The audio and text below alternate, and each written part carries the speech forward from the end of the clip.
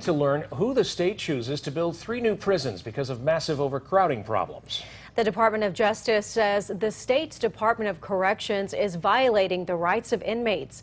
The feds are even threatening to take over the state's prisons. WAAY 31's Greg Privett looked into the 4 key problems highlighted by the Justice Department to see if the state's making any progress. Alabama's Department of Corrections has had more than its share of problems. There are bad facilities and some well-run prisons. Like Limestone out here locally, which is one of the best run prisons in the state, I will say. David Wise was deputy warden at Limestone Correctional Facility. He also served as warden at St. Clair, one of the state's maximum security prisons. St. Clair's had a violent history and a violent culture. That violent culture is one of the factors that got the federal government's attention and its warning. U.S. Attorney Jay Town is the point man for the feds. He's working with state leaders to come up with Alabama's response to the Department of Justice.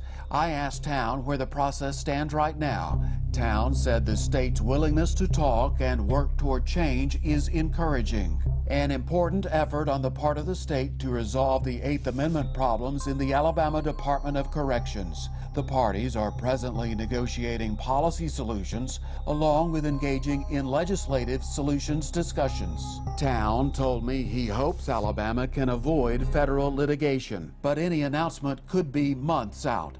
Town's role is to make sure Alabama can keep prisoners safe and make sure inmates don't suffer cruel and unusual punishment. I really believe that the federal government has no choice but to pay close attention to Alabama's prison system. This is a thing that's been kicked down the road too long. The state legislature has neglected it too long. Wise retired from the Alabama Department of Corrections in 2010.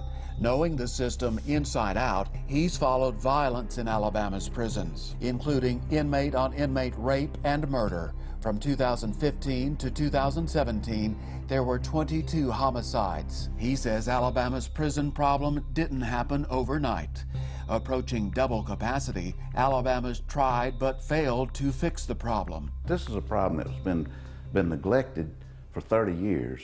The Alabama Department of Corrections released this strategic plan, taking it through the year 2022. The plan addresses 4 main problem areas. At the top of that list, staffing. More precisely, understaffing. In my opinion, the prison system's in a state of crisis, #1, because of the lack of staffing. It's dangerous. It's extremely dangerous. Here are some of the plans Alabama already put in place to correct the prison staffing problem. The legislature approved a $40 million increase in prison funding. 3/4 of the $40 million is earmarked to hire 500 more correctional officers. You've got the convicts basically running the prison right now. I mean, they run officers out the prison because there's not enough of them, and the convicts know it. Part of the increased prison budget would also go for a 20% pay raise. The Bureau of Labor Statistics says last year, Alabama's average pay for correctional officers was less than $37,000 a year, far less than the national average of nearly $50,000. The economy's good right now. When the economy's good, who wants to take a $40,000, $40,000 a year job and go in there and risk their life? Wise worries staffing is the root of many problems in Alabama prisons. They're not addressing the staffing issue hardcore enough.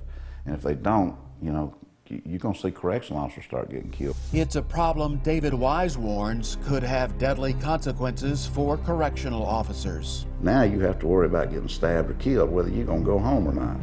And it's gotten bad. I mean, it's really gotten bad. Greg Privett, WAAY 31 News. Besides staffing, the Department of Corrections strategic plan identifies infrastructure, programming, and culture as areas to improve.